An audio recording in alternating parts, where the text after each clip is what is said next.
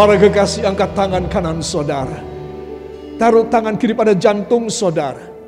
Bila engkau mengidap penyakit, termasuk COVID-19, Anda yang ada di rumah sakit dan mendengar firman ini, Tuhan akan menjamah jantung Anda lebih dahulu dan memberikan mujizat kekuatan yang ajaib, memberikan mujizat kesembuhan yang sempurna. Saudara percaya demikian?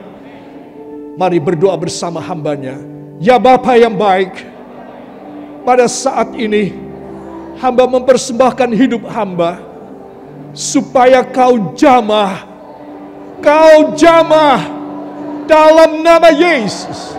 Jadikan hamba manusia yang baru, yang bisa menyambungkan diri hamba dengan Engkau di sorga.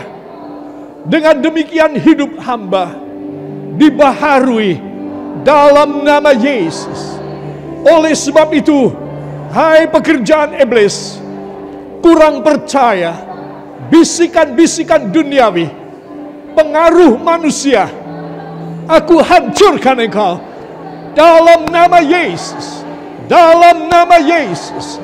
Darah Yesus, darah Yesus menyucikan aku. Beri tepuk tangan buat darah Yesus yang menyucikan kita. Berfirmanlah sekarang kepada kami, karena kami membuka hati dan jiwa kami hanya di dalam nama Tuhan Yesus Kristus, Juru Selamat dan Penebus kami, dan kita semua mengaminkan. Amin. Tuhan memberkati, silahkan duduk kembali. Para kekasih, anggukkan kepala ke samping Anda. Katakan, Tuhan memberkati Anda dan memberkati saya luar biasa. Katakan, Tuhan memberkati Anda dan memberkati saya luar biasa. Saudara percaya demikian? Yang percaya dengan semangat, beri tepuk tangan bagi dia. Haleluya. Para kekasih, sebagai pendahuluan saya ingin kita mereview dan mengingat kembali keadaan kita. Keadaan yang tidak enak dan keadaan yang tidak baik, bukan? Tetapi, semua katakan tetapi, sebagai anak Tuhan, saya harus mampu mengubah keadaan ini menjadi luar biasa. Karena firman dan Roh Kudus dan perjamuan kudus. Amin. Beri tepuk tangan bagi dia. Haleluya. Saudara, COVID-19 memberantakin jadwal sukses kita. Semua, ya, dari anak-anak di sekolah dasar, SMP, SMA, perguruan tinggi, sampai yang menuntut pada strata yang lebih tinggi secara akademis. Saudara, yang berpangkat juga, saudara, bagi mereka yang tidak ada kerjaan, mereka juga semakin terpuruk. Ya saudara, apapun berantakan. Ya saudara, bukan kalau kemarinnya sebelum ada COVID ini, hanya suami atau istri yang mencari uang, yang bekerja, yang bisa, kemudian dalam keadaan sekarang ini semua berantakan. Yang nganggur di rumah biasanya sekarang juga berantakan. Saudara, apa sebab? Karena efek psikologis, efek kejiwaan daripada 9 bulan lebih kita mengalami keadaan yang lockdown dalam rumah-rumah tangga kita. Saudara, sehingga biasanya ibu rumah tangga, ya asal aku dapat uang aja dari suami, asal ada uang belanja aja. Sekarang menjadi pikirannya menjadi berantakan, menjadi kecut hatinya. Saudara, karena tidak seperti kemarin. Itu sebab, apakah saya harus menyerah? Apakah saudara harus menyerah? Menyerah apa tidak? Menyerah apa tidak? Tidak, ya. Kalau saya tanya, jawab. Ya, saudara harus menyerah? Tidak. Saudara harus bangkit. Katakan, saya harus bangkit. Walau COVID-19 masih lama, saya sudah harus menghentikan dalam kegiatan hidup saya, dalam kebahagiaan hidup saya, pada masa depan saya. Amin. Ya. Jangan saudara mau diberantakin walau saudara mengalaminya. Ya, itu sebab nasib yang jelek jangan mau. Engkau harus menolaknya. Kita menolak bukan begitu saja, ya, mentang-mentang. Tetapi saudara harus punya dasarnya. Kita menolak itu semua karena kita mempunyai firman Tuhan. Ayo, yang bawa Alkitab angkat. Firman Tuhan ini yang membuat saya mampu menyelesaikan hal negatif di masa pandemi ini. Dalam nama Yesus, saya akan menerima pekerjaan Allah yang luar biasa mulai pagi hari ini. Dalam nama Yesus. Amin. Beri tepuk tangan bagi dia. Haleluya. Saudara, itulah yang dialami seluruh dunia. Di beberapa negara karena gelombang kedua di lockdown lagi. Ini tidak boleh, itu harus tutup dan lain sebagainya. Dan mereka demonstrasi di jalan. Mereka tidak bisa terima. Kami mau makan apa? Kami sudah tidak bekerja sekian lama. Sekarang di lockdown lagi. Kami mati dengan COVID tidak apa-apa. Asal kami bisa cari uang. Asal kami bisa ke nightclub, ke bar dan lain sebagainya. Sehabis kami bekerja. Saudara, itu di negara-negara Eropa sedemikian. Saudara, jadi mereka tidak bisa dikekang, diperintah lockdown lebih lama. Saudara, kenapa? Faktor kejiwaan yang tidak kuat. Saudara, mau meledak hati ini. Jiwa ini mau berontak aja. Saudara, itu sebab mereka turun ke jalan dan memprotes pemerintah negara mana saja di Eropa. Semua memprotes. Bahkan di Afrika juga. Saudara, apa sebab orang tidak tahan dikungkung? Saudara, orang mungkin tahan tidak makan enak, makan seadanya, tapi untuk tidak keluar rumah tidak tahan. Sekarang di Indonesia bagaimana? Di kota-kota kita bagaimana? Luar biasa, merah semua. Saudara, kita tidak bisa sekedar menyalahkan, itu adalah rentetan daripada mata rantai negatif di mana orang dikungkung hidupnya. Sehingga itu meledak. Mati ya mati tidak apa-apa. Saudara, coba pikirannya menjadi pendek. Ya saudara, itu sebab Anda dan saya harus mengubah situasi kejiwaan kita. Katakan, saya harus mengalahkan situasi lonely kejiwaan saya. Supaya Tuhan menjadi nyata. Tuhan sendiri bekerja. Membuat semuanya luar biasa. Di masa yang mengerikan ini. Dalam nama Yesus. Amin. Haleluya. COVID-19, saudara, ini adalah keadaan yang mengerikan. Ini adalah sesuatu fakta. Ini adalah sesuatu kanker di jalanan, di udara. Yang akan masuk dan akan membunuh banyak orang. Saudara. Itu sebab saudara mesti tahu. Bahwa kita hanya bisa survive. Hanya bisa bertahan dan berjaya. Bila mana kita dekat dengan Tuhan. Memiliki lebih banyak perjanjian Allah di dalam hidup kita. Penuh dengan urapan Roh Kudusnya. Maka saya dan Anda akan bisa survive. Katakan survive. Bertahan. Bahkan berjaya. Dalam nama Yesus. Amin. Haleluya. Saudara yang kekasih. Realitasnya apa? Stres. Defisit. Mandek. Semuanya. Umur ngejar, jaminan hidup tak terkejar. Saudara, di mana happy-nya? Our reality right now and nowadays is stressed, deficit, stuck. All our businesses, all our activities has to be stuck and stop. Ya, umur ngejar. Our age is chasing us, mengejar kita. But our quality of life is overtaken. Tidak bisa ngejar. Where is our happiness then? Tidak ada kebahagiaan bagi kita. Saudara, itu sebab Anda dan saya harus tahu. Kebahagiaan adalah hanya diberi oleh nasib yang baik saja dari Tuhan Yesus. Amin. Katakan nasib yang baik saja dari Tuhan Yesus yang bisa membuat saya happy di masa ini. Beri tepuk tangan bagi dia. Haleluya. Saudara yang kekasih itu, sebab semua katakan happy destiny.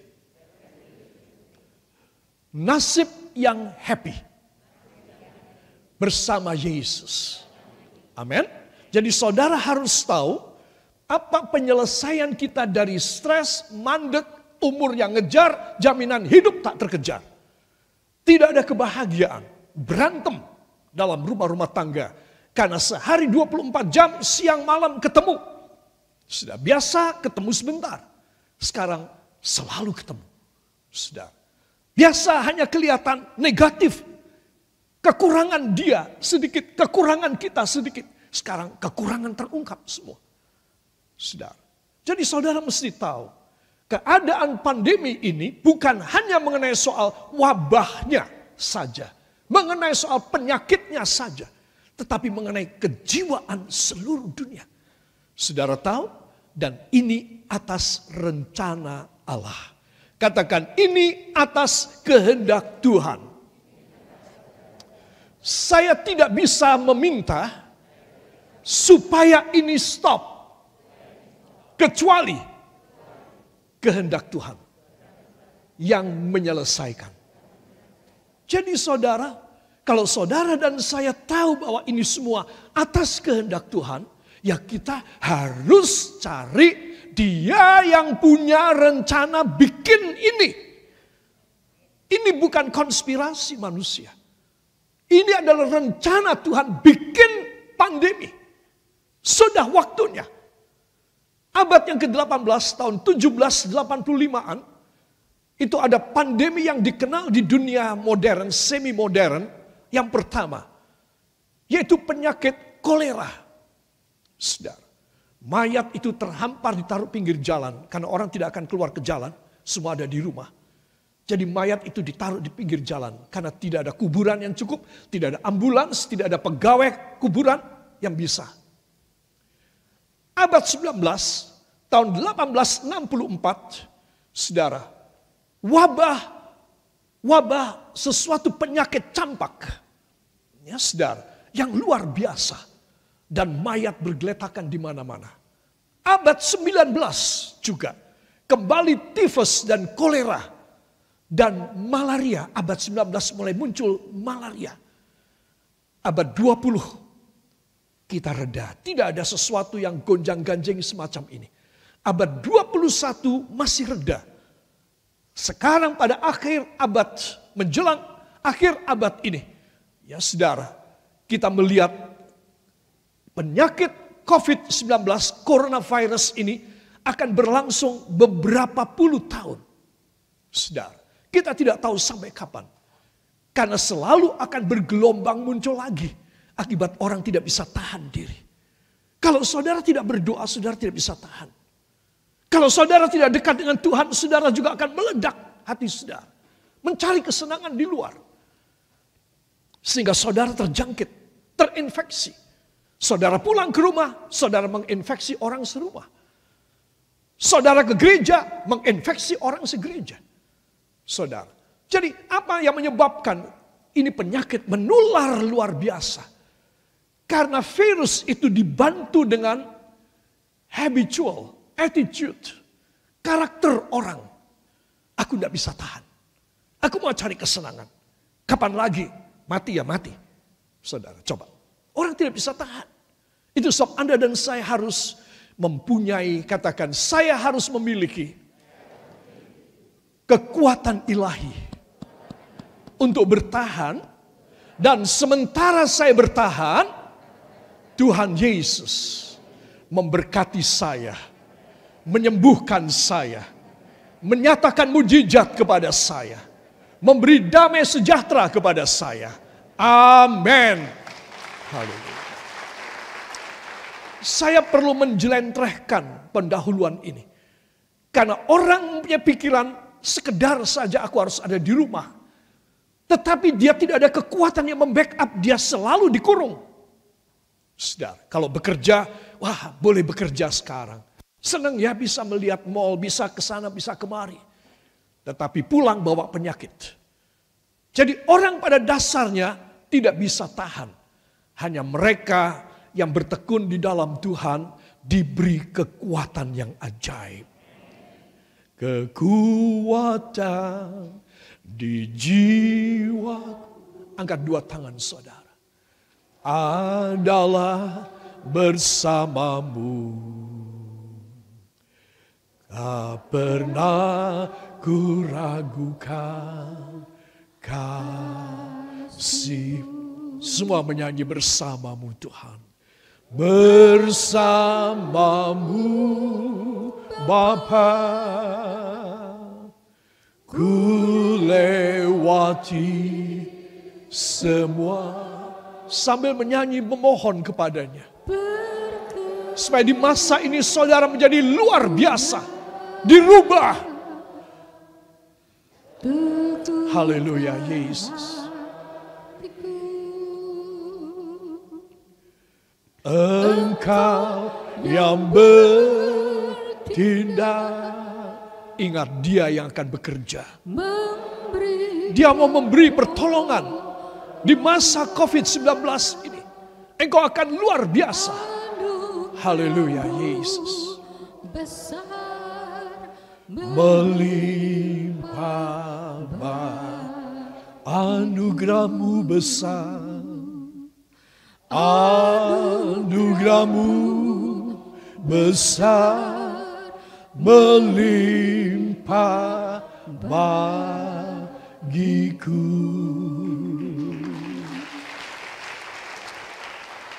Katakan, saya harus happy bersama Yesus. Amin. Kalau saudara punya satu keyakinan demikian, Tuhan memberi kepada saudara perkara-perkara ilahi dan jasmani yang dahsyat dalam nama Yesus. Haleluya. Para kekasih, tema kita pada kali ini adalah saya fokus pada satu orang yang bernama Petrus. Katakan Petrus. Maaf, ada yang mempunyai nama baptisan Petrus? Tolong angkat tangan. Saya mulai dari sini. Ada? Petrus atau Peter. Angkat tangan. Takut ya, takut disuruh maju. Enggak ada pertunjukan di sini. Ya. Angkat tangan siapa? Ada tapi malu-malu ya. Para kekasih, Petrus ini adalah nama yang hebat dan pribadi yang luar biasa, drastis, pragmatis, ya saudara. Dan orangnya adalah orang yang benar-benar enggak gampang. Ya, orang Jawa bilang gampang-gampang angel. Angel-angel gampang. Ya, nah ini Petrus. Kira-kira rekayasa pelukis semacam ini dia. Ya saudara, walaupun sudah tua dari 12 murid paling tua. Tapi dia paling semangat. Ya, para kekasih. Tema kita adalah reformasi Petrus. Petrus mengalami satu reformasi, pembaharuan. Saudara, kalau saya mengikuti, saudara mengikuti pelajaran ini. Ikuti, kita akan excellent seperti Petrus pada keakhiran daripada setelah Tuhan Yesus masuk ke dalam sorga dan dia bersama teman-teman rasul yang lain mengabarkan Injil, melakukan mujizat dahsyat banget. Itu Petrus.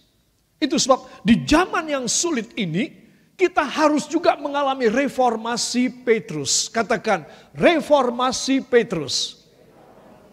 Ya, mungkin saudara bertanya reformasi, saudara sudah tahu pembaharuan. Tapi pembaharuan yang kayak apa? Saudara, saya perlu menjelaskan di dalam bahasa Prancis, la réforme itu adalah artinya amandemen. Mengubah undang-undang dasar. La réforme. Mengubah undang-undang dasar. Jadi kalau seorang itu di la réforme, maka dia punya hidup itu di amandemen. Di amandemen berarti diprotes untuk dikoreksi, diperbaharui. Bahkan undang-undang dasar. Ya kalau di bidang negara, amandemen adalah undang-undang dasar negara.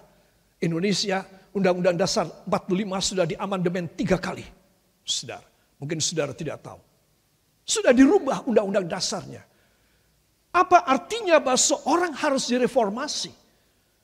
Bahwa apa yang sangat dasari, sangat original, sangat asli dari saya punya karakter, saya punya sifat yang tidak baik, saya harus mengamandemen, saya harus punya niat, tekad, usaha, gimana caranya aku harus berubah.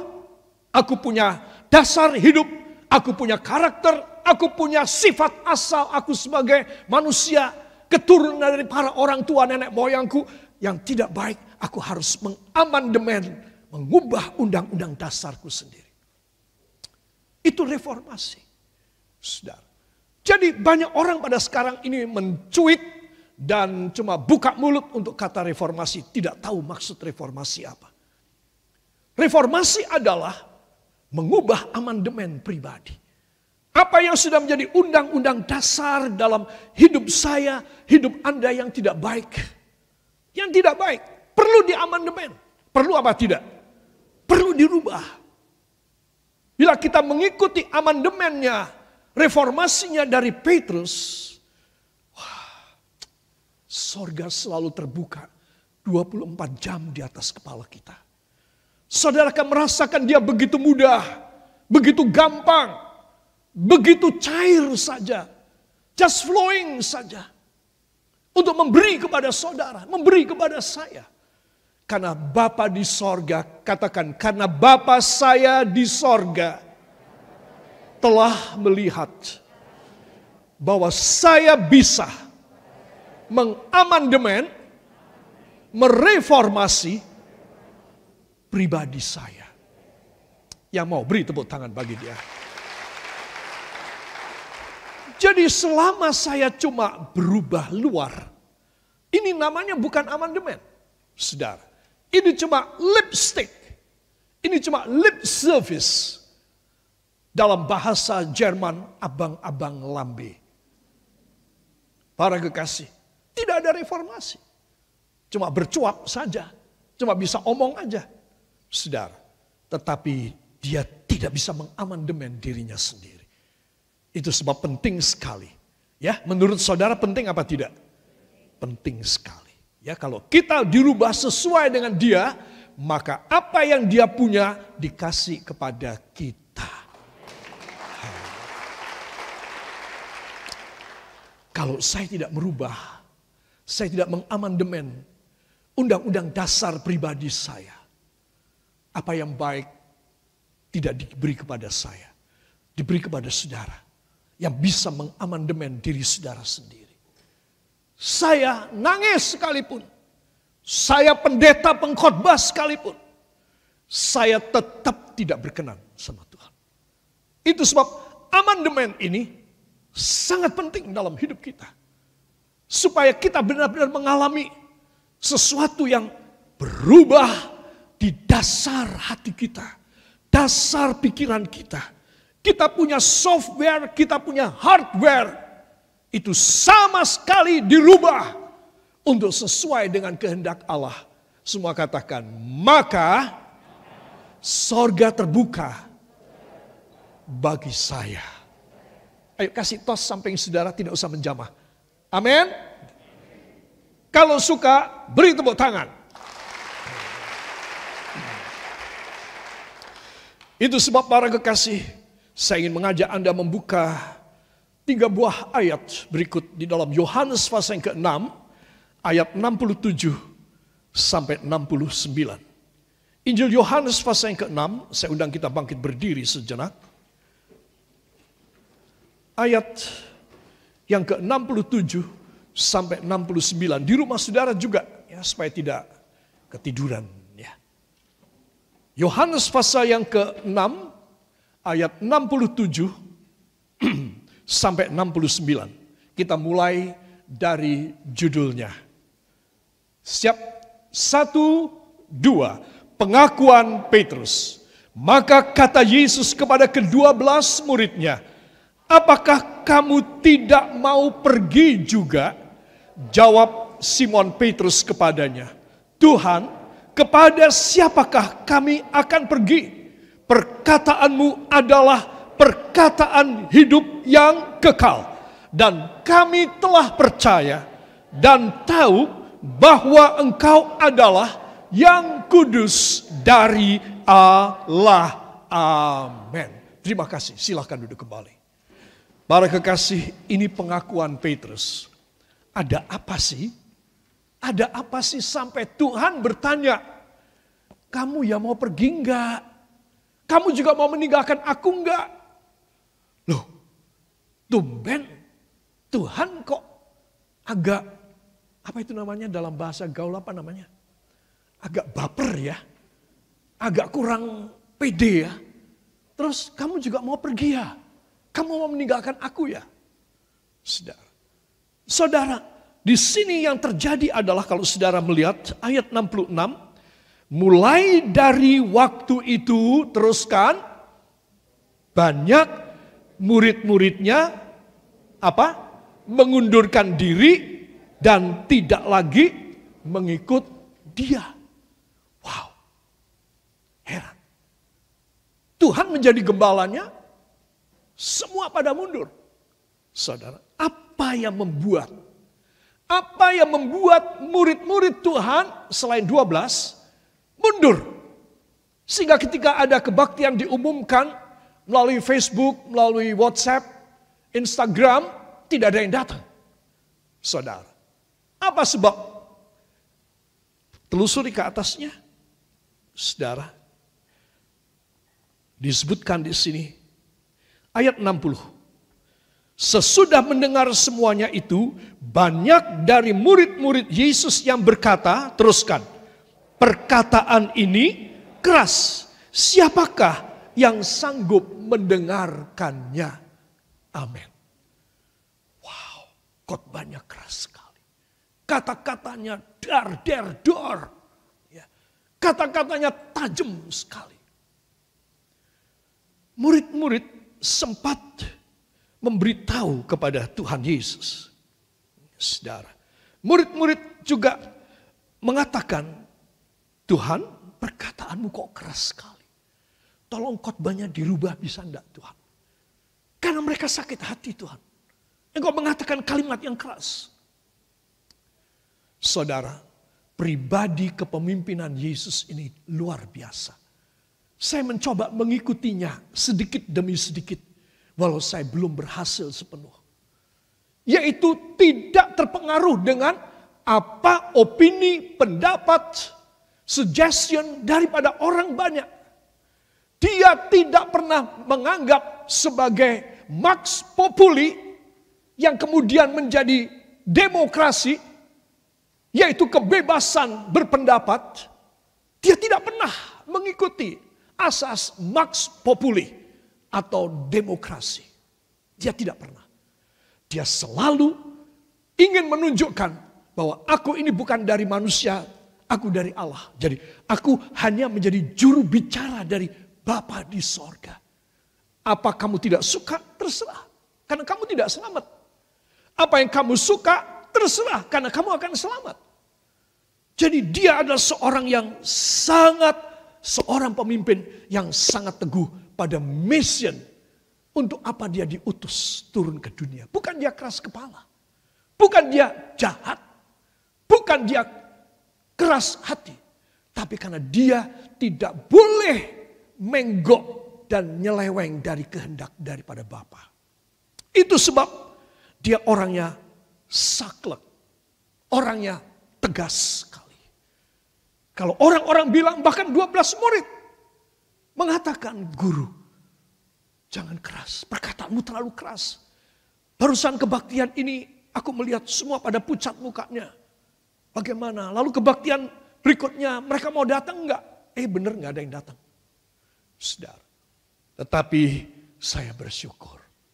Jemaat Kristus Penebus ini orangnya itu bisa diajar. Ya, walaupun saya seringkali berbicara keras. Kadang-kadang sesuatu pelajaran yang berat dan keras, saudara bisa tetap menerimanya.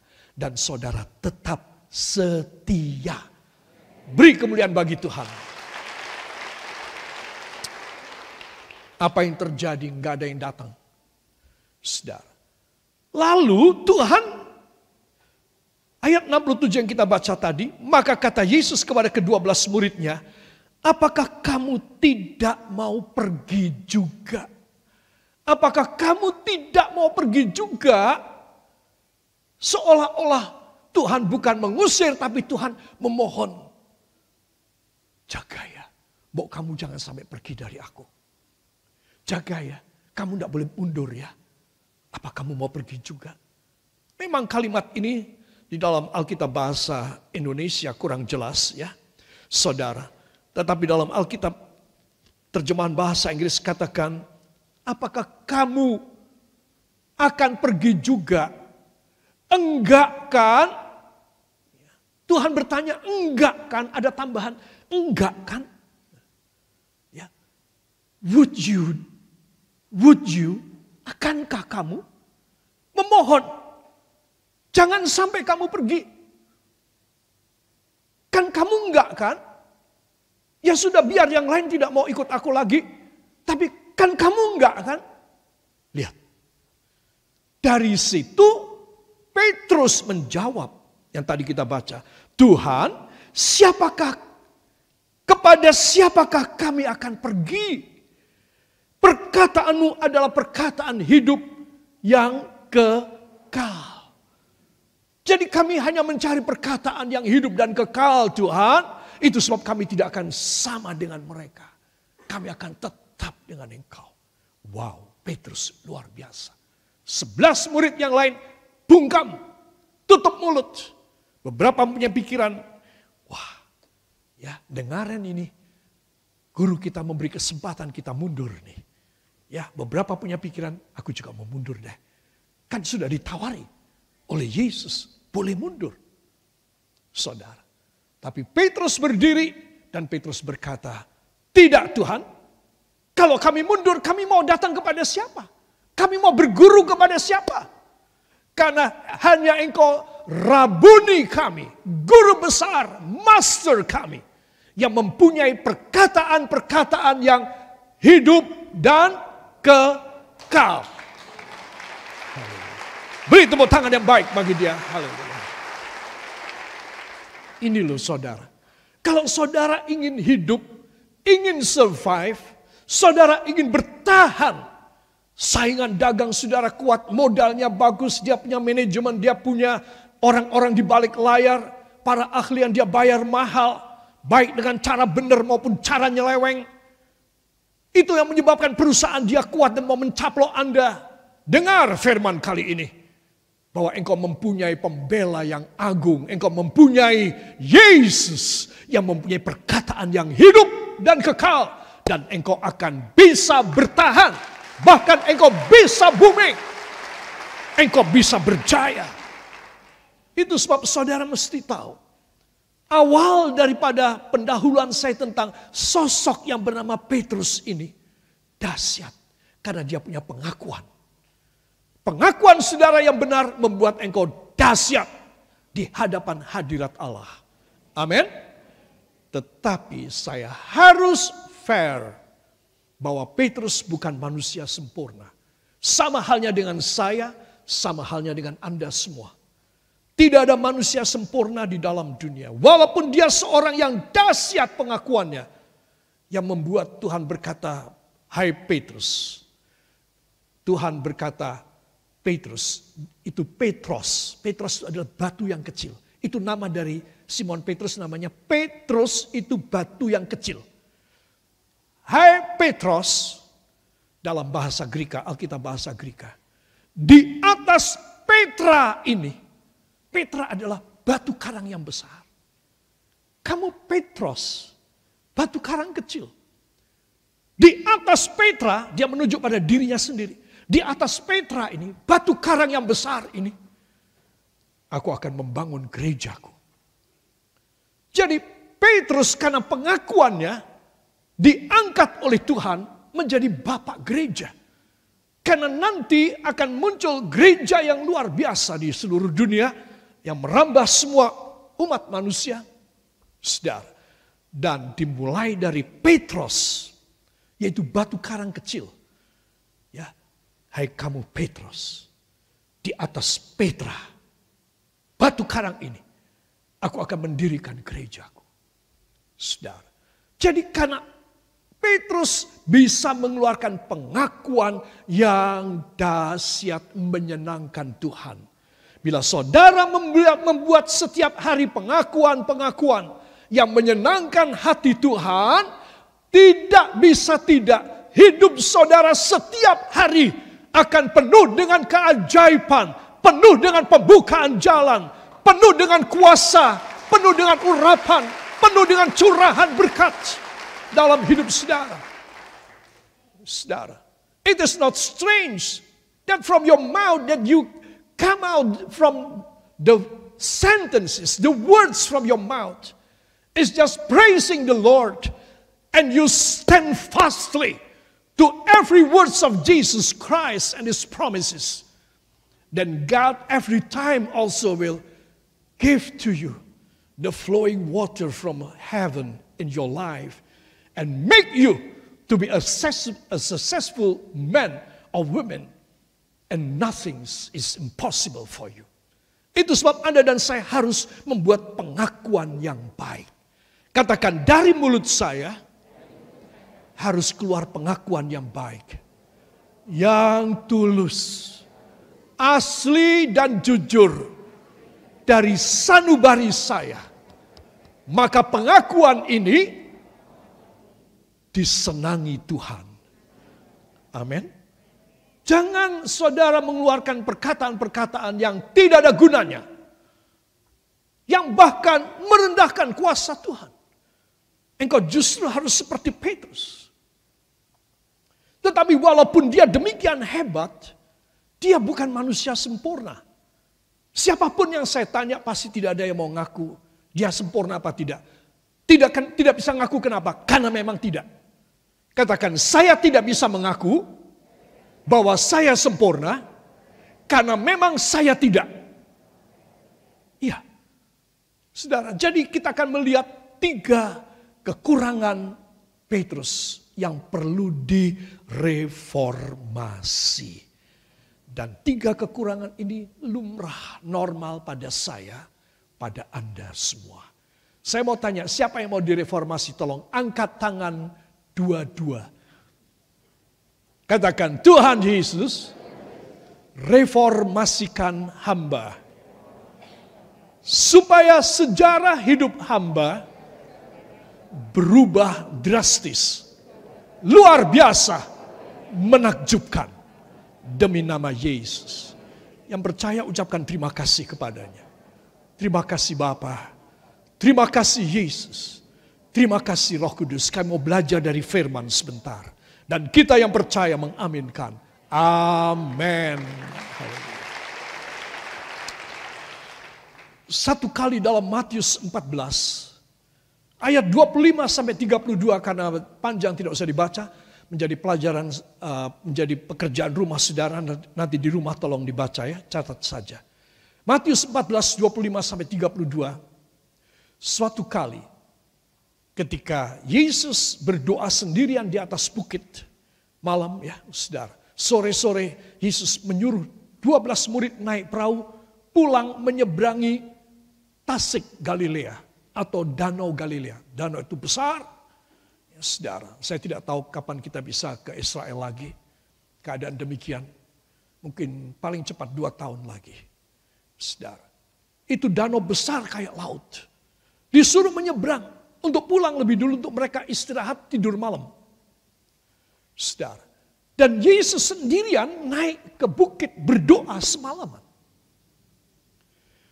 Saudara, tetapi apa yang terjadi dengan 12 murid dalam satu perahu ini? Mereka terombang-ambing sepanjang malam. Dari jam 6 sore disuruh berangkat.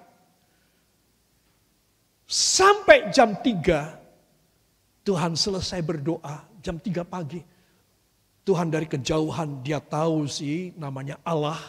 Katakan, karena Yesus adalah Allah, dia mengetahui segala keadaan para muridnya. Ya, jadi apapun yang tidak kelihatan, tidak muncul dalam hidup kita, dia tahu dari sorga sekarang. keadaan saudara dan keadaan saya. Saudara.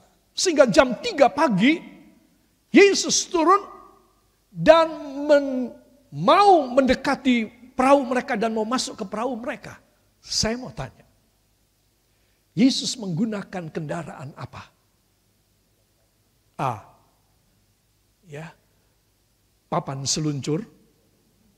B. Hovercraft, yaitu kapal yang ngambang di atas air dan melesat dengan kecepatan tinggi. Atau Yesus naik perahu sendirian. Atau Yesus berjalan di atas air. Apa? Memangnya bisa? Ya, ada yang bilang bisa. Kalau bisa itu ya bisa. Jangan bisa. Iki ora iso. Ya. Bisa apa tidak? Bisa. Ya, saya ingin saudara mantuk semua. 1, 2. Ya, jangan bisa.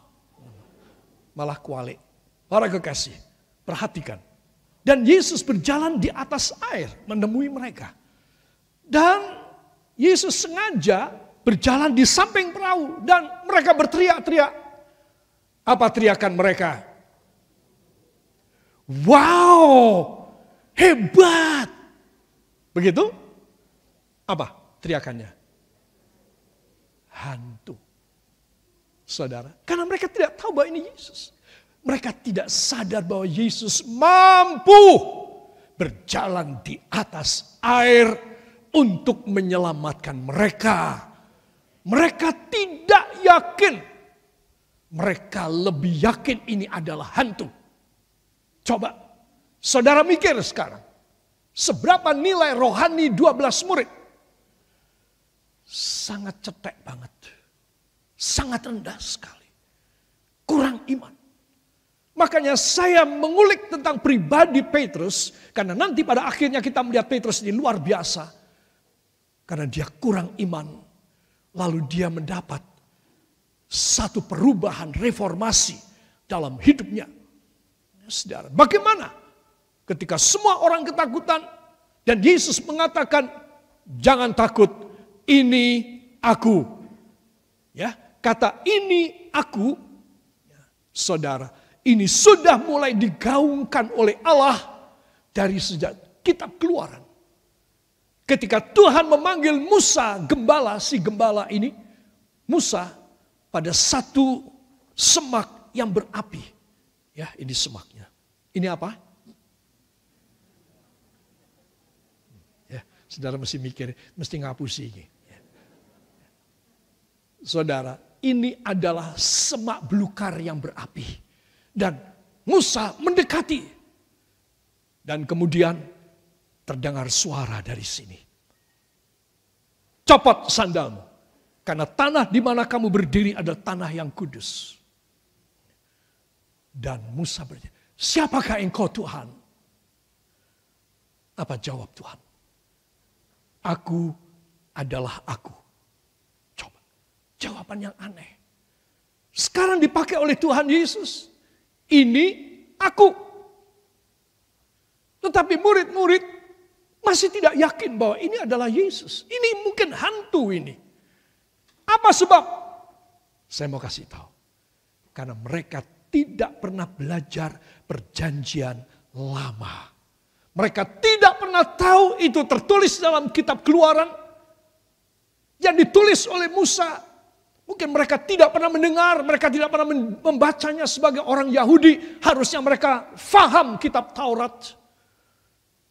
Tetapi mereka tidak tahu bahwa perkataan ini aku adalah milik Tuhan pribadi. Itu sebab mereka masih punya pikiran hantu. Sampai seseorang dari 12 orang ini, siapakah dia? Petrus bertanya, berkata, Tuhan, kalau memang engkau Tuhan Yesus, guru kami, suruh aku berjalan di atas air seperti engkau. Nah, 11 yang lain kan gak punya pikiran kan saudara. Kapan mereka mikir? Secepat itu beberapa detik.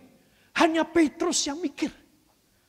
Berarti ini orang bukan cuma tua, tetapi pintar, cerdas. Sedang semua ketakutan, dia punya pikiran, aku mau coba. Mungkin juga dia Yesus, aku mau coba. Dan dia berkata, kalau memang betul engkau Yesus, suruh aku berjalan di atas air sama seperti engkau. Coba. Konsepsi yang aneh, ide yang aneh, yang tidak lumrah. Saudara, seorang Petrus mempunyai ide yang aneh, konsepsi yang beda, anti mainstream, tidak sesuai dengan arus yang besar. Dia adalah seorang yang bisa berenang melawan arus. Dan dia berkata, kalau itu engkau, suruh aku berjalan di atas air seperti engkau. Kalimat ini menjadi pelajaran buat kita semua. Semua katakan, bila memang itu engkau Yesus, suruh aku untuk melakukan juga hal yang sama seperti engkau lakukan. Wow. Hanya Petrus yang mempunyai konsepsi rohani yang baik, yang kuat dan tangguh, dan ngerti. Dia mempunyai understanding, dia mempunyai pengertian. Kalau betul itu Yesus, kenapa aku tidak nyoba? Kenapa aku tidak bisa seperti dia? Saudara, beberapa hari kemudian, dalam Yohanes pasal yang ke-12, Yesus berkata pada para murid, aku sebentar akan diangkat masuk ke sorga, aku akan kembali kepada Bapa. Tapi kalian masih ada di dunia. Tapi aku berkata kepadamu, apa yang aku lakukan, akan kamu lakukan juga. Katakan amin. Katakan, apa yang Tuhan Yesus lakukan, saya disuruh melakukan juga. Saudara. Jadi ini yang dipelajari oleh Petrus. Saudara. Dan Petrus mengakui bahwa aku harus nyoba. Aku harus ada mujizat. Saudara. Itu sebab dia berkata, suruh aku. Tuhan jawab apa? Gampang aja Tuhan. Petrus, hati-hati. Pertama-tama, kamu kalau keluar dari kapalmu, dari pinggiran kapal, ya, itu kamu merem sih. Apa? Merem. Nek wis merem, kakimu taruh di air, maka air akan menjadi batu, menjadi keras. Terus kemudian kaki kedua kamu turunkan, baru kamu melek. Ada peraturan itu enggak? Ada tata cara begitu apa tidak? Tuhan tidak bilang macam-macam. Petrus, jubahnya dicopok dulu. Nanti terlalu berat, nanti kamu tenggelam malahan. Tidak. Jawaban Tuhan sangat simpel. Anggukkan kepala ke samping, katakan, marilah. Ada yang belum bilang, ayo marilah. Coba. Jawaban Yesus ngajari Petrus ini. Coba, marilah. Mari. Saudara. Itu apa maksudnya? Maksudnya apa yang saudara lihat Yesus lakukan, mari lakukan juga. Gak ada peraturan, tidak ada tata cara, tidak ada unggah-ungguhnya. Lakukan saja. Maka engkau akan berjalan di atas air, di atas ombak.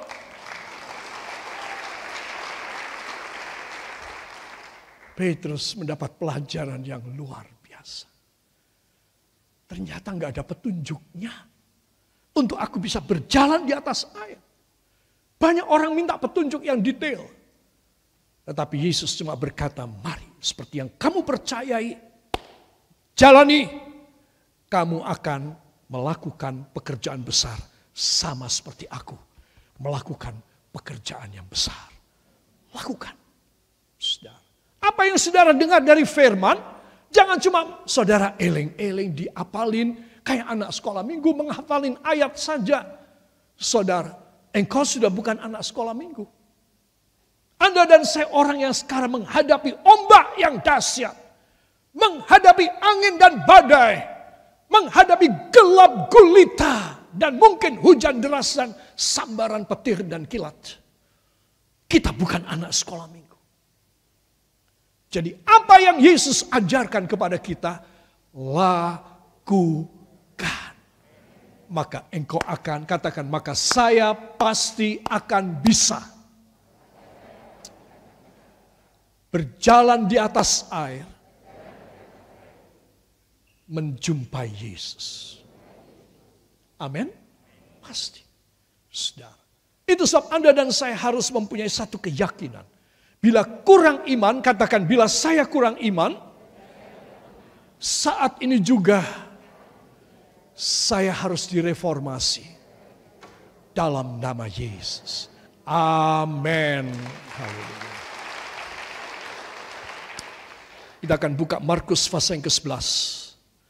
Ayat yang ke-22 sampai dengan ayat yang ke-24. Saya undang kita bangkit berdiri. Dan kita akan baca.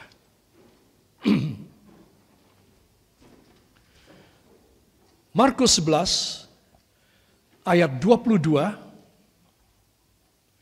sampai 24. Apa yang saya bacakan bersama Anda ini sudah saya jelaskan dalam khotbah saya 1 atau 2 kali sebelum ini. Kita akan baca. 1, 2. Yesus menjawab mereka, percayalah kepada Allah. Aku berkata kepadamu, sesungguhnya barang siapa berkata kepada gunung ini, beranjaklah dan tercampaklah ke dalam laut, asal tidak bimbang hatinya, tetapi percaya bahwa apa yang dikatakannya itu akan terjadi, maka hal itu akan terjadi baginya. Karena itu aku berkata kepadamu, apa saja yang kamu minta dan doakan, percayalah bahwa kamu telah menerimanya, maka hal itu akan diberikannya kepadamu. Amin. Terima kasih, silakan duduk kembali. Apa saja, katakan apa saja yang saya minta, yang saya doakan, saya harus percaya bahwa saya telah menerimanya, maka hal itu akan diberikan kepada saya. Amin. Beri tepuk tangan bagi dia. Bagi yang mau direformasi, imannya yang kurang, imannya yang lembek, saudara, itu selalu bisa terjadi pada makhluk yang namanya manusia. Selalu bisa terjadi. Iman saya dan iman Anda pada satu saat lembek, cepat bereaksi. Katakan, saya harus segera bereaksi supaya kembali kuat dan berpegang pada janji Tuhan. Amin. Tidak ada manusia sempurna. Walaupun pengakuannya tadi dari Petrus dahsyat banget, kali ini dia lagi lembek, lagi dia dalam keadaan yang kurang percaya. 2-3 langkah dia sudah melangkah, dia bisa berjalan di atas laut, di atas danau itu, di atas air. Wah, hebat sekali. Murid-murid mulai berteriak, Petrus! Mereka tidak berteriak, Yesus. Mereka berteriak, Petrus! Karena si tua ini, si pai tua ini, dia bisa berjalan di atas air. Tetapi sayang, hanya beberapa langkah. Petrus yang disanjung, Petrus yang di-applaud oleh begitu banyak orang, oleh 11 temannya. Saudara, ketika dia mendengar suara angin dan siutan angin dan gelombang ombak, maka dia menjadi lemes imannya dan tenggelam. Semua katakan, beruntunglah Petrus ingat Yesus. Ya, ketika dia tenggelam, maka dia berteriak, Yesus tolong. Lalu Tuhan bilang, satu pelajaran bagi kamu. Biarin. help. Makanya bahasa Inggris itu kan help. Itu dari kata apa? Orang tenggelam. Help. Ya, itu sejarahnya. Konon kata Pastor Timothy. Apakah Tuhan membiarkan? Tidak. Ketika dia mulai tenggelam dan dia mulai Yesus tolong, gak ada kata help sampai dia beberapa teguk minum air, tidak ada. Secepat kilat, katakan secepat kilat. Tangan Tuhan mengangkat Petrus. Saudara harus tahu, orang kurang iman itu lumrah. Semua katakan, tetapi secepat mungkin saya harus berteriak. Saya tidak boleh mendiamkan kurang iman saya. Walau semenit pun. Jangan sampai lebih dari semenit. Iblis sudah nimbrung dalam hatimu. Suaranya, bisikannya masuk dalam hidupmu. Saudara, dalam 1 menit, kalau engkau mendengar suara iblis dan engkau bereaksi positif kepada suara iblis, engkau tenggelam dan engkau hancur, engkau celaka. Itu sebab saya bilang, jangan lebih dari 1 menit, beberapa detik engkau mulai bingung dan mulai khawatir, mulai tidak percaya, mulai kurang yakin akan kuasa Tuhan. Cepat bertobat. Begitu engkau cepat seperti Petrus. Yesus tolong. Secepatnya dia merasa gaya gravitasi ini kuat banget. Langsung tangannya ke atas. Dan katakan, pada saat yang sama, dengan saya mengangkat tangan, pada saat yang sama, Tuhan Yesus turun tangan. Yang percaya, beri kemuliaan yang baik bagi Tuhan. Itu sebab kurang iman. Saya tidak katakan tidak boleh. Tapi bisa terjadi. Tapi jangan sampai lebih dari sekian detik. Secepatnya engkau khawatir, engkau bimbang, engkau ragu akan firman. Secepatnya engkau angkat tanganmu. Amin. Pernahkah saudara di air tenggelam? Yesus tolong. Saudara pasti begini. Amin apa tidak? Ada lagi yang pakai kaki. Yesus tolong. Gak ada. Memangnya saudara apa itu namanya? Apa namanya? Penari air. Olahraga air? Tidak. Saudara, saya beritahu kepada Anda. Secepatnya. Jangan beri waktu untuk iblis bicara. Ini saatnya. Ketika pandemi ini merabak luar biasa. Ya saudara, para ahli pun mengatakan ini belum gelombang kedua loh. Belum. Kalau gelombang kedua itu dahsyat banget saudara. Seperti beberapa negara sudah alami. Indonesia ini belum gelombang kedua. Jadi kalau saudara dan saya tidak kuat imannya, saudara, maka kita semua akan karam. Maka tidak ada kesaksian tentang kuasa Tuhan. Sama sekali tidak ada kuasa. Itu sebab sementara kita mengalami keadaan yang semakin marak di daerah mana saja, merah merona. Wah bagus ya, merah merona. Kayak bunga mawar yang berduri. Para kekasih saya kasih tahu.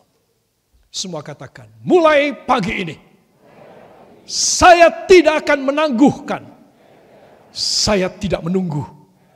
Seketika saya harus kuat kembali. Reformasi dari dasar hati saya. Demi nama Yesus. Amin.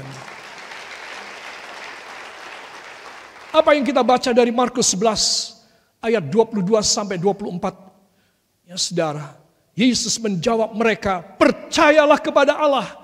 Aku berkata kepadamu, sesungguhnya barang siapa berkata kepada gunung ini, katakan, beranjaklah dan tercampaklah ke dalam laut, asal tidak bimbang hatinya. tetapi percaya bahwa apa yang dikatakannya itu akan terjadi, maka hal itu akan terjadi kepadanya. Karena itu, aku berkata kepadamu, apa saja yang kamu minta dan doakan, percayalah bahwa kamu telah menerimanya, maka hal itu akan diberikan kepadamu. Amin. Luar biasa. Bila saudara melihat tadi, gunung ini akan tercampak ke dalam laut. Terangkat. Sudah lihat gambarnya? Gunung ini terangkat. Dan akan masuk ke dalam air. Tuh, dalam air itu. Pindah tempat. Asal kamu percaya dan tidak bimbang. Kamu meminta, kamu menerimanya. Saya tambah sedikit reformasi kedua dari Petrus. Kurang komit. Katakan kurang komit. Jangan bilang kurang komat kamit. Itu malah salah sekali. Ya, kurang komit. Kurang komitmen. Petrus kurang komitmen. Makanya dia harus mengamandemen dasar hidupnya. Saudara. Kenapa? Nanti saudara baca nanti di rumah. Matius 26 ayat 74 dan 75. Saudara. Jadi dia punya komitmen kepada Tuhan kurang. Satu kali Yesus menceritakan, mengajar pada para murid. Sebentar lagi. Memang sebentar lagi. Nanti malam. Jadi siang ini Yesus berkhotbah, sebentar lagi. Anak manusia akan diserahkan kepada musuh-musuhnya. Dan dia akan disesah. Dan dia akan disalibkan. Tetapi pada hari yang ketiga, dia akan bangkit dari antara orang mati. Saudara. Semua 12 orang mendengar. Semua pucat pasi. Tahu pasi tidak? Pasi itu pucat. Lebih lengkapnya pucat pasi. Nah, Petrus juga pucat. Lalu Petrus yang paling tua ini, paling semangat. Dia berdiri dari duduk. Guru, kalau engkau di penjara, aku siap masuk penjara bersama dengan engkau. 11 orang dalam hatinya, kendel banget ini pai tua ini. Ya. Jawab Yesus, Simon Petrus, sesungguhnya aku berkata kepadamu, besok pagi, sebelum ayam jantan berkotek. Apa? Kalau yang berkotek itu ayam apa ya? Ayam betina, kalau ngendok itu loh. Ya. Sebelum ayam jantan berkokok, kamu sudah bersumpah tidak mengenali aku. Berapa kali? 3 kali. Tidak, guru. Bahkan aku rela masuk ke penjara bersama. Aku akan membela engkau. Sejak itu, diam-diam, Petrus menyimpan samurai di belakang gegernya. Apa? Di belakang punggungnya. Diam-diam. Tidak ada murid yang lain, teman-teman tidak tahu. Hanya satu yang tahu. Siapa? Siapa? Halo, siapa? Tuhan Yesus. Aku mau jaga. Aku mau jaga. Kalau ada berani yang nyenggol, ada yang berani menangkap dia, ada yang berani main-main sama dia. Tak babat ndase. Petrus baik ya.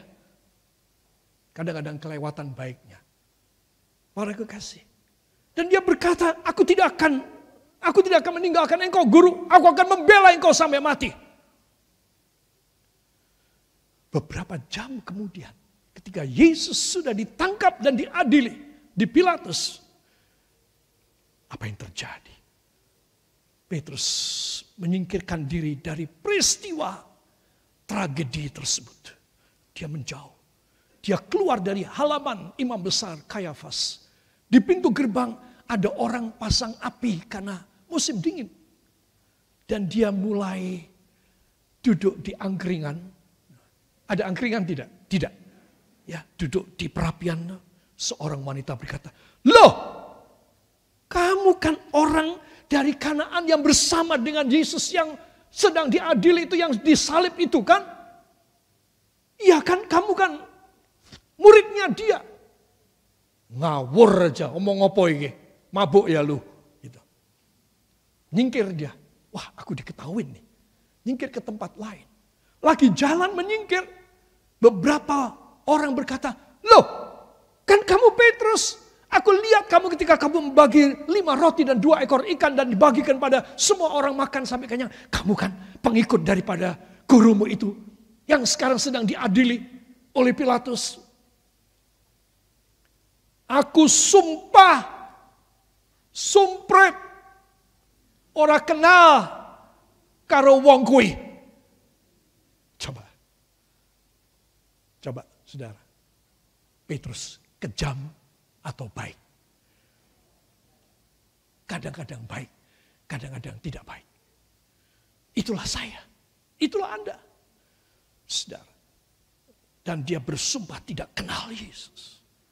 Sampai ke yang ketiga kalinya, dia bilang, "Aku bersumpah, aku ora kenal babar blas-blaso." Coba. Dia kurang komitmen. Dia harus direformasi. Apakah Anda juga demikian? Oh, banyak kali kita ketemu teman. Kamu bawa apa itu? Ya, aku bawa Alkitab. Wah, kuno kamu. Kamu harusnya hidupnya di zaman Nuh. Bukan zaman sekarang. Zaman sekarang tidak usah pakai Alkitab gini. Ya. Mau kemana? Ke gereja toh? Aduh, ke gereja. Mau ke biskop. Gimana? Saudara jawab, ya wis tak melok. Ya, ini Alkitabnya taruh di tempat sampah. Ya. Para kekasih. Kalau saudara mengalami seperti Petrus, saudara, engkau dilecehkan, engkau ditekan karena imanmu kepada Kristus. Apa responsmu? Wah, kamu bukan anak zaman now ini, yang anak milenial tidak kayak kamu begini. Wah, harusnya kamu kayak gini, kayak kita semua begitu. Saudara jawab apa? Saya mau tahu, jawab apa? Mau tetap sebagai anak Tuhan? Atau saudara mau mengikuti tekanan intimidasi mereka? Sebagai anak Tuhan, amin. Berani? Yang berani beri tepuk tangan buat dia. Harus direformasi. Ketika ketiga kalinya Petrus menyangkal tidak kenal orang yang sedang diadili itu, yaitu Yesus. Tiba-tiba nggak tahu dari mana, ini gedung yang sangat prestisius, di situ tidak memelihara pitik. Ngerti pitik apa ora? Ya, pitik itu adalah hewan makhluk yang kecil, ya, kakinya 2 agak panjang, lehernya panjang banget, ya, punya jengger di sini, dan tiba-tiba ada itu ayam. Coba bayangin. Di rumah pengadilan ada ayam tuh di mana caranya? Kalau yang saya tahu di Magelang tuh di pengadilan negeri itu depannya ada sate kambing. Tapi ini ada ayam. Dari mana ayam? Semua katakan Tuhan yang mengadakan. Dan ayam itu membuat sesuatu tindakan yang luar biasa. Apakah tindakannya? Berkokok. Di dalam bahasa Jepang apa? Wah, pinter bahasa Jepang kabeh. Keluruk. Para kekasih. Ayam itu berkeluruk. Bukan berkokok. Dia, ya namanya Indonesia berkokok. Ya. Tolong anak-anak muda tirukan kokoknya. 1, 2. Loh kok malah sana? Ya. Saya bilang sini kok. Apa? 1, 2. Malah yang muda malu semua loh. Ya. Persis ya. Berkokok dia. Dan Petrus ingat. Aduh. Yesus ketika berdiri diadili. Melihat kepada Petrus. Petrus. Yang baru bersumpah 3 kali tidak kenal Yesus. Melirik kepada Yesus. Tiung. Dan mereka berpandangan. Saudara, Petrus menangis. Dia harus direformasi karena komitmennya nggak beres. Komitmennya tidak karu-karuan. Sangat minim. Saya bukan hanya berkata pada anak-anak remaja dan anak muda saja. Para orang tua juga sudah mau mati, komitmennya kepada Tuhan tidak ada. Memangnya kau mati mau masuk mana? Saya mau tanya. Komitmen ini harus direformasi. You have to reform what you committed already to God. You have to recommit it to Him. Give your life for a rededication for Jesus Christ. And your faith will be growth. So strength. All the strength of God will be in your life. And you will be strong. And you will resist. You will reject every harmful that the devil's spirit give to you. That your friends, that your evaluation of your life give to you. You are uninfected. Sama sekali engkau tidak bisa kena. Engkau harus. Semua kita sudah pada mau mati. Komitmen tidak ada. Komitmennya sedikit sekali. Komitmennya tipis sekali. Maka engkau harus nyadar. Kalau aku mati masuk neraka deh. Pasti. Saya akhiri khotbah saya di sini. Kurang yang ketiga. Yaitu kurang cinta saya tidak bisa. Padahal itu istimewa sekali. Dari 2-3 bahasa yang saya perbandingkan. Kalimat-kalimatnya luar biasa. Tapi cukup di sini. Siapa yang kurang iman? Siapa yang kurang komitmen? Sekarang datang sama Tuhan. Biar hidup saudara bisa menerima sorga terbuka. Dan segala anugerah dicurahkan dalam hidup saudara. Tuhan memberkati saudara. Semua mata dipejamkan. Kepala tundukkan datang pada Tuhan Yesus. Bapa, hamba telah menyampaikan sedikit dari firman dan kehendak-Mu. Biarlah domba-domba-Mu baik di gereja penembah rumah-Mu ini. Maupun di rumah mereka masing-masing. Di kendaraan mereka. Atau pada kesempatan lain mereka mendengar recording ini. Engkau menjamah setiap orang. Beberapa saudara di dalam negeri dan di luar negeri menerjemahkan khotbah hamba di dalam bahasa masing-masing. Tuhan akan memberkati mereka semuanya. Supaya firman boleh diterima oleh semua orang. Dan nama-Mu dipermuliakan, ditinggikan dan dibesarkan. Siapa percaya bangkit berdiri. Taruh 2 tangan di dada. Bisikan doa pribadi saudara kepadanya. Tidak usah memegang roti dan air anggur lebih dahulu. Taruh 2 tangan di dada dan bisikan doa pribadi saudara. Haleluya.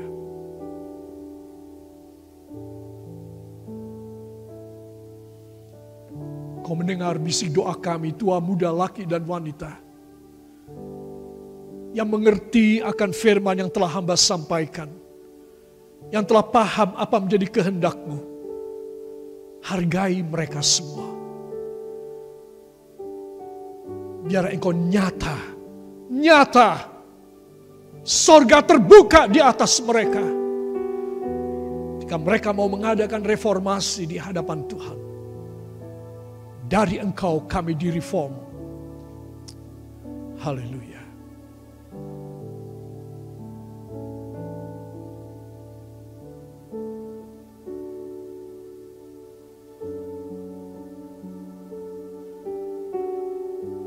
Taruh semua beban kemustahilanmu di sini. Bisikkan doamu para kekasih. Jangan berdiam diri.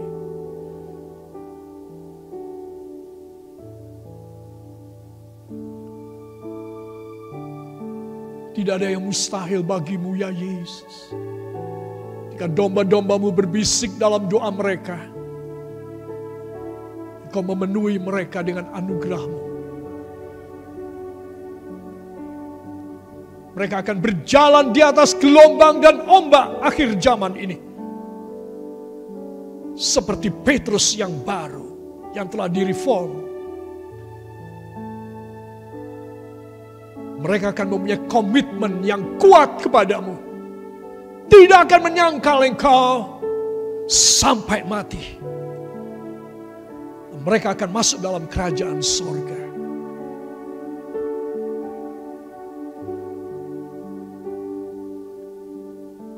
Siapa yang selesai berdoa, angkat dua tangan, ucapkan terima kasih kepadanya. Terima kasih Bapa. Terima kasih Yesus.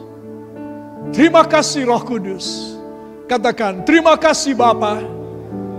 Terima kasih Yesus. Terima kasih Roh Kudus. Beri tepuk tangan bagi dia.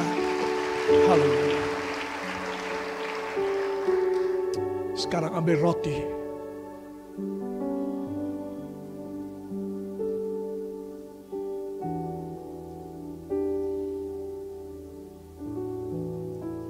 Angkat dengan tangan kanan saudara ke sorga. Taruh tangan kiri kembali pada jantung saudara.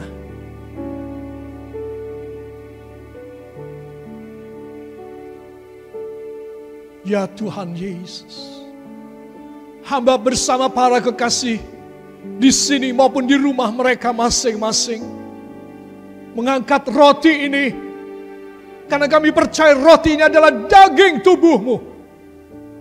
Dan kami perkenankanlah supaya kami boleh layak menyatu dengan daging tubuh-Mu ini. Para kekasih dengarkan firman. Jawab dengan kata amin yang tegas kalau saudara percaya.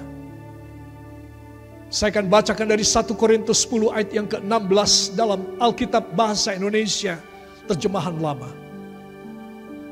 Maka roti yang kita pecah-pecah ini, bukankah ia ini persekutuan di dalam tubuhnya Kristus? Amin. Dalam nama Yesus kita akan makan bersama. Haleluya.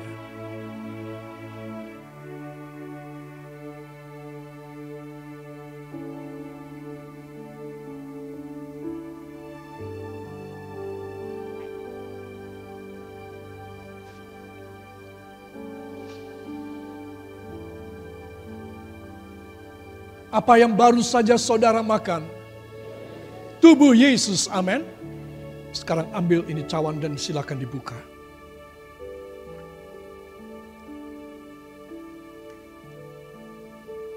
Angkat dengan tangan kanan saudara. Taruh tangan kiri kembali pada jantung saudara. Dan mari berdoa bersama dengan hambanya.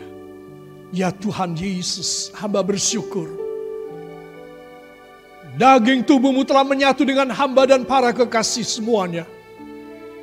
Dan sekarang izinkan hamba bersama semua kekasih menyatu dengan darah anak domba Allah. Dengarkan firman. Maka cawan berkat yang kita mohonkan berkat ke atasnya, bukankah ia ini persekutuan di dalam darahnya Kristus? Amin. Dalam nama Yesus kita akan minum bersama. Haleluya.